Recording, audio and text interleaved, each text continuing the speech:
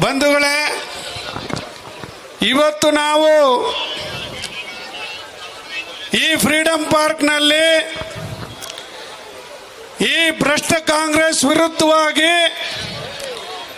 ಹೋರಾಟ ಮಾಡಲಿಕ್ಕೆ ನಾವೆಲ್ಲರೂ ಕೂಡ ಇಲ್ಲಿ ಸೇರಿದ್ದೇವೆ.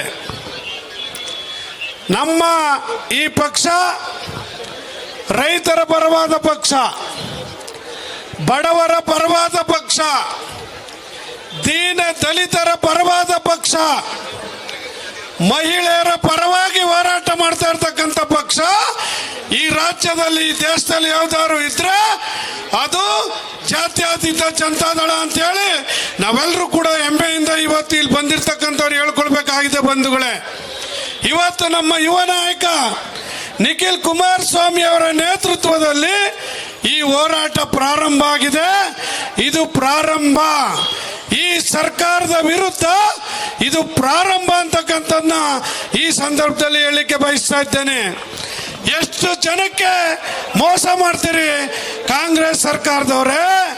ಈ ಸರ್ಕಾರದಿಂದ ರೈತರಿಗೆ ಮೋಸ, ಮಹಿಳೆಯರಿಗೆ ಮೋಸ, ದಲಿತರಿಗೆ ಮೋಸ, ಪರಿಶಿಷ್ಟ ಪಂಗಡದವರಿಗೆ ಮೋಸ, ಹಲವಾರು ಜನರಿಗೆ ಮೋಸ ಮಾಡ್ತಾ ಇರ್ತಕ್ಕಂಥ ಪಕ್ಷ ಈ ದೇಶದಲ್ಲಿ ಯಾವುದಾದ್ರೂ ಇದ್ರೆ ಅದು ಕರ್ನಾಟಕದ ಕಾಂಗ್ರೆಸ್ ಪಕ್ಷ ಅಂತಕ್ಕಂಥದ್ದನ್ನ ಇವತ್ತು ನಾವು ಹೇಳ್ಕೊಳ್ಬೇಕಾಗಿದೆ. ಅದ್ರ ವಿರುದ್ಧ ಇವತ್ತು ಹೋರಾಟ ಮಾಡಲಿಕ್ಕೆ ಈ ಸ್ವತಂತ್ರ ಉದ್ಯಾನವನದಲ್ಲಿ ನಾವೆಲ್ಲರೂ ಕೂಡ ಸೇರಿದ್ದೇವೆ. ಸಾಕಪ್ಪ ಸಾಕು ಈ ಕಾಂಗ್ರೆಸ್ ಸರ್ಕಾರ ಅಂತಕ್ಕಂಥ ಈ ಸ್ಲೋಗನ್ ಅಡಿಯಲ್ಲಿ ನಾವೆಲ್ಲರೂ ಕೂಡ ಹೋರಾಟಕ್ಕೆ ಇವತ್ತು JDS ನ ಇವತ್ತು ಸಿಪಾಯಿಗಳು, ಹೋರಾಟಗಾರರು ಇವತ್ತು ನಾವು ಇಳಿದಿದ್ದೇವೆ, ಹೋರಾಟ ಮಾಡ್ತೇವೆ ನಿಮ್ಮ ವಿರುದ್ಧ ಅಂತಕ್ಕಂಥದ್ನ ಸಿದ್ದರಾಮಣ್ಣ ಅವರೇ ಸರ್ಕಾರ ನಡೆಸ್ತಾ ಇದ್ದೀರಿ. ದಲಿತ ವಿರೋಧಿ ಸರ್ಕಾರವನ್ನ ನಡೆಸ್ತಾ ಇದ್ದೀರಿ, ರೈತರ ವಿರೋಧವಾಗಿರ್ತಕ್ಕಂಥ ಸರ್ಕಾರವನ್ನ ನಡೆಸ್ತಿದ್ದೀರಿ.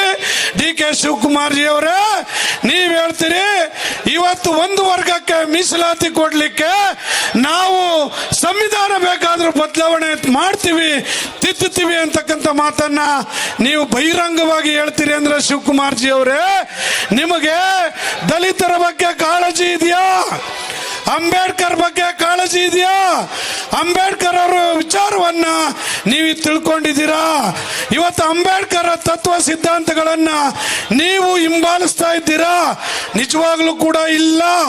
ಅಂಬೇಡ್ಕರ್ ಜಿ ಅವರು ಬದುಕಿದ್ದಾಗಲೇ ಅವರನ್ನ ಚುನಾವಣೆಯಲ್ಲಿ ಸೋಲಿಸ್ತಿ ಕಷ್ಟಕ್ಕೆ ಒಳಪಡಿಸಿದಂಥವ್ರು ನೀವೇ, ಕಾಂಗ್ರೆಸ್ನವರೇ ಅಂತಕ್ಕಂಥದ್ದನ್ನ ಈ ವೇದಿಕೆ ಮೇಲೆ ನಿಮಗೆ ಹೇಳಲಿಕ್ಕೆ ಬಯಸ್ತಾ ಇದ್ದೇನೆ.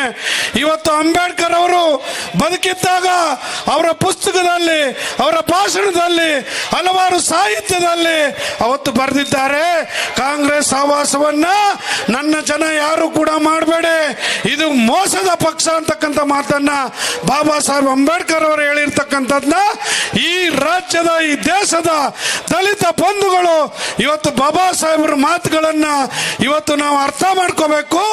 ಅವತ್ತಿನಿಂದ ಇವತ್ತುವರೆಗೂ ಕೂಡ ಬಾಬಾ ಸಾಹೇಬ್ರಿಗೆ ಅನ್ಯಾಯವನ್ನೇ ಮಾಡ್ಕೊಂಡು ಬರ್ತಾ ಇದ್ದಾರೆ. ಇವತ್ತು ಅವ್ರು ಏನು ಹೇಳಿದ್ರು, ಅವರ ಯೋಜನೆಗಳನ್ನ, ಅವರ ಮಾತನ್ನ ಧಿಕ್ಕರಿಸಿ ದಲಿತರಿಗೆ ಮೋಸ ಮಾಡ್ತಕ್ಕಂಥ ಕೆಲಸವನ್ನ ಇವತ್ತು ಈ ಕಾಂಗ್ರೆಸ್ ಪಕ್ಷ ಮಾಡ್ತಾ ಇದೆ. 42,000 ಕೋಟಿ SCP TSP ಹಣವನ್ನ ಬೇರೆ ಯೋಜನೆಗೆ ವರ್ಗಾವಣೆ ಮಾಡಿಕೊಂಡು ದಲಿತರಿಗೆ ಹೊಟ್ಟೆಗೆ ತಣ್ಣೀರ್ ಬಟ್ಟೆ ಹಾಕ್ತಕ್ಕಂಥ ಕೆಲಸವನ್ನ ಮಾಡಿದಿರಲ್ಲ, ಇದು ನ್ಯಾಯನ ಸಿದ್ದರಾಮಣ್ಣ? ಎಲ್ಲೋದ್ರೂ ನಾವು ದಲಿತರ ಪರ ಅಂತ ಹೇಳ್ತೀರಿ. 42,000 ಕೋಟಿ ದಲಿತರಿಗೆ ಮೀಸಲಿಟ್ಟಿದ್ದಂತ ಹಣವನ್ನ ಬೇರೆ ಯೋಜನೆಗೆ ಯಾಕೆ ನೀವು ವರ್ಗಾವಣೆ ಮಾಡ್ಕೊಂಡ್ರಿ? ಕೇಳಿದ್ರೆ ಪಾಪ ನಮ್ಮ ದಲಿತ ಮಂತ್ರಿಗಳು ಹೇಳ್ತಾರೆ, ಸರಿ ಸರಿ ಬಸ್ಸಲ್ಲೂ ನಮ್ಮ ಹೆಣ್ಮಕ್ಳು ಓಡಾಡ್ತಾರೆ, ಇವತ್ತು ಏನು ಗೃಹಲಕ್ಷ್ಮಿನೂ ಕೂಡ ನಮ್ಮ ಹೆಣ್ಮಕ್ಳು ತಗೋತಾ ಇದ್ದಾರೆ, ದಲಿತ ಹೆಣ್ಮಕ್ಳು, ಕರೆಂಟ್ ಬಿಲ್ ಕೂಡ ನಮ್ಮ ದಲಿತ ಹೆಣ್ಮಕ್ಳು ಕೊಡ್ತಾ ಇದೀವಿ, ಅದರಲ್ಲೂ ಕೂಡ ದಲಿತರಿಗೆ ಇವತ್ತು ಹಣ ಸೇರ್ತಾ ಇದೆ ಅಂತಕ್ಕಂಥ ಬಂಡತನದ ಮಾತನ್ನ ನೀವು ಹೇಳ್ತಾ ಇದ್ದೀರಲ್ಲ, ಅದನ್ನ ನೀವು ಸಮರ್ಥಿಸ್ಕೊತಾ ಇದ್ದೀರಲ್ಲ ದಲಿತ ಮಂತ್ರಿಗಳು, ದಲಿತ MLAಗಳು. ಏನ್ ಮಾಡ್ತಾ ಇದ್ದೀರಿ ನೀವು? ಸರ್ಕಾರದಲ್ಲಿ ಇಷ್ಟು ಅನ್ಯಾಯ ಆಗ್ತಾ ಇದ್ರು, ದಲಿತರಿಗೆ ಎಷ್ಟು ಅನ್ಯಾಯ ಮಾಡ್ತಾ ಇದೆ ಕಾಂಗ್ರೆಸ್ ಸರ್ಕಾರ. ಕಣ್ಣು ಮುಚ್ಕೊಳ್ತಿದ್ದೀರಾ?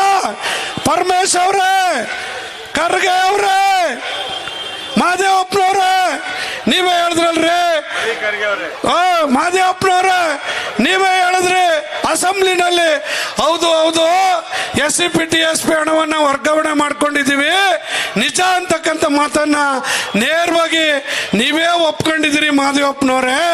ಆದ್ರೆ ನಿಮ್ ಸರ್ಕಾರದ ನೀತಿಯನ್ನ ಧೋರಣೆಯನ್ನ ಯಾಕೆ ಖಂಡಿಸ್ತಾ ಇಲ್ಲ ನೀವು ಅಂತಕ್ಕಂಥದ್ನ ಮಾದೇವಪ್ಪ ಅವ್ರಿಗೆ ಇವತ್ತು ಪ್ರಶ್ನೆ ಮಾಡ್ಲಿಕ್ಕೆ ಬಯಸ್ತಾ ಇದ್ದೇನೆ. ಪಾಪ ನಮ್ಮ ಮರಿಕರ್ಗೆ ಒಬ್ರೊಬ್ರು ಅವ್ರೆ, ಅಸೆಂಬ್ಲಿಲಾದ್ರೂ ಅವರೇ ಎತ್ತಳದೆ, ಕ್ಯಾಬಿನೆಟ್ ಅಲ್ಲೂ ಅವ್ರದೇ ವಾಯ್ಸು, ರಾಜ್ಯದಲ್ಲೂ ಅವ್ರದೇ ವಾಯ್ಸು, ಡೆಲ್ಲಿನಲ್ಲೂ ಅವ್ರ ಅಪ್ಪಂದೇ ವಾಯ್ಸು. ಏನ್ ಮಾಡಿದ್ರಪ್ಪ ದಲಿತರಿಗೆ? ಖರ್ಗೆ ಅವರೇ, ಮರಿಕರ್ಗೆ ಅವರೇ, ಏನ್ ಮಾಡ್ತಾ ಇದ್ದೀರಿ? ನಿಮ್ಗೊಂದು ಸೀಟ್ ಕೊಡದೆ ಪಕ್ಕಕ್ಕೆ ಕೂರಿಸ್ತಾರ ನಿಮ್ನ ಖರ್ಗೆ ಅಜ್ಜಿ ಅವರೇ. ನಮ್ಮ ನಾಯಕರು, ನೀವು ದಲಿತರ ನಾಯಕರು, ಕಾಂಗ್ರೆಸ್ನವರು ನಿಮ್ಗೆ ಅಲ್ಲ, ನಿಮ್ಗೆ ಅನ್ಯಾಯ ಮೋಸ ಮಾಡಿದ್ರೆ, ನಿಮ್ಗೆ ಅಪಮಾನ ಆದ್ರೆ ನಮಗೂ ಕೂಡ ಅಪಮಾನ ಆಗುತ್ತೆ ಅನ್ನೋದನ್ನ ಖರ್ಗೆ ಅಜ್ಜಿ ಅವರೇ ನಿಮ್ಗೆ ಹೇಳಲಿಕ್ಕೆ ಬಯಸ್ತಾ ಇದ್ದಾನೆ. ಈ ಸಮಾಜಕ್ಕೆ ಅನ್ಯಾಯ ಆಗುತ್ತೆ, ಈ ಸಮಾಜಕ್ಕೆ ಅಪಮಾನ ಆದ್ರೆ, ನಿಮ್ಗೆ ಅಪಮಾನ ಆದ್ರೆ ಈ ಸಮಾಜಕ್ಕೆ ಅಪಮಾನ ಆಗುತ್ತೆ ಅನ್ನೋದನ್ನ ನೀವು ಅರ್ಥ ಮಾಡ್ಕೋಬೇಕು ಖರ್ಗೆ ಅಜ್ಜಿ ಅವರೇ. ಪಾಪ ಮರಿ ಖರ್ಗೆ ಅವರು ಏನು ಈ ದಲಿತರ ಪರವಾಗಿ ನಮ್ಮ ಸಿದ್ಧಲಿಂಗಯ್ಯನವ್ರು ಹೇಳ್ತಿದ್ರು, ಸಿದ್ಧಲಿಂಗಯ್ಯನವ್ರು ಬರೆಯೋ ಸಾಹಿತ್ಯಕ್ಕೂ ಬಸವಲಿಂಗಪ್ಪ ಅವ್ರ ಮಗ ಬರೆಯೋ ಸಾಹಿತ್ಯಕ್ಕೂ ವ್ಯತ್ಯಾಸ ಇದೆ ಅಂತ. ಬಸವಲಿಂಗಪ್ಪ ಅವರು ಬರೋ ಸಾಹಿತ್ಯ, ಸಿದ್ಧಲಿಂಗಯ್ಯನವ್ರು ಬರೆಯೋ ಸಾಹಿತ್ಯ ಅಂತರಾಳದಿಂದ ಬರ್ತಕ್ಕಂಥ ಬಡತನದಿಂದ ಬೆಂದು ನೊಂದು ಬರೆದಿರ್ತಕ್ಕಂಥ ಸಾಹಿತ್ಯ, ಹೋರಾಟ ಅಂತಕ್ಕಂಥ ಮಾತನ್ನ ಸಿದ್ಧಲಿಂಗಯ್ಯನವ್ರು ಹೇಳ್ತಾ ಇದ್ರು. ಆದ್ರೆ ಬಸವಲಿಂಗಪ್ಪ ಅವ್ರ ಮಗ ಬರೀತಕ್ಕಂಥ ಸಾಹಿತ್ಯ ಆಗ್ಲಿ, ಸಿದ್ಧಲಿಂಗಯ್ಯನವ್ರ ಮಗ ಬರೀತಕ್ಕಂಥ ಸಾಹಿತ್ಯ ಆಗ್ಲಿ, ಅದು ನಿಜವಾದ ಅಂತರಾಳದ ನೋವಿನ ಸಾಹಿತ್ಯ ಆಗೋದಿಲ್ಲ ಅಂತಕ್ಕಂಥ ಮಾತನ್ನ ಇವತ್ತು ಸಿದ್ಧಲಿಂಗಯ್ಯನವ್ರು ಹೇಳಿದ್ದಾರೆ. ಹಂಗಾಗಿ ಇವತ್ತು ಖರ್ಗೆ ಅವರ ಹೋರಾಟನ ಬೇರೆ, ಖರ್ಗೆ ಅವರ ನೋವೇ ಬೇರೆ. ಇವತ್ತು ಪ್ರಿಯಾಂಕಾ ಖರ್ಗೆ ಅವರೇ, ನಿಮ್ಮ ಸಂಸ್ಕೃತಿನೇ ಬೇರೆ, ನಿಮ್ಮ ದಲಿತ ಹೋರಾಟನೇ ಬೇರೆ. ಇವತ್ತು ನಿಮ್ಮ ಮನಸ್ಸಿನಿಂದ ಅಂತರಾಳದಿಂದ ಹೋರಾಟ ಮಾಡ್ತಕ್ಕಂಥದ್ದು ಕಲ್ತ್ಕೊಳ್ಳಿ. ನೀವಿನ್ನೂ ಕಲಿಬೇಕಾದ್ದು. ಇವತ್ತು ಪ್ರಿಯಾಂಕಾ ಖರ್ಗೆ ಅವರೇ ಬಹಳಷ್ಟಿದೆ. 42,000 ಕೋಟಿ ಇವತ್ತು ದಲಿತರ ಹಣವನ್ನು ನುಂಗಿರ್ತಕ್ಕಂಥ ನೀವು ವಾಪಸ್ ಕೊಡಿ ಅಂತಕ್ಕಂಥದ್ನ ಈ ವೇದಿಕೆ ಮೇಲೆ ನಾವು ಒತ್ತಾಯ ಮಾಡ್ತಾ, ಇವತ್ತು ಏನು ಸಾಕಪ್ಪ ಸಾಕು ಈ ಕಾಂಗ್ರೆಸ್ ಸರ್ಕಾರ ಅಂತಕ್ಕಂಥ ಸ್ಲೋಗನ್ ಅಲ್ಲಿ ಇವತ್ತು ನಾವೆಲ್ಲ ಸೇರಿ ಹೋರಾಟ ಮಾಡ್ತಾ ಇದ್ದೇವೆ. ದಲಿತರಿಗೆ ಆಗಿರ್ತಕ್ಕಂಥ ಮೋಸ ಅನ್ಯಾಯವನ್ನ ಕೂಡಲೇ ಸರಿ ಮಾಡಬೇಕು, ಕೂಡಲೇ ಕುರ್ಚಿ ಬಿಟ್ಟು ಕೆಳಗಡೆ ಇಳಿಬೇಕು ಅಂತೇಳಿ ನಿಮ್ಮೆಲ್ಲರಲ್ಲೂ ಕೂಡ ಇವತ್ತು ಕಾಂಗ್ರೆಸ್ ಅನ್ನ ನಾನು ಇವತ್ತು ಒತ್ತಾಯ ಮಾಡ್ತಾ ಇದ್ದೇನೆ. ಇವತ್ತು ನಮ್ಮ ಹೋರಾಟಕ್ಕೆ ಜಯವಾಗಲಿ. ಇವತ್ತು JDS ಹೋರಾಟಕ್ಕೆ, JDS ಹೋರಾಟಕ್ಕೆ, JDS ಹೋರಾಟಕ್ಕೆ. Thank you.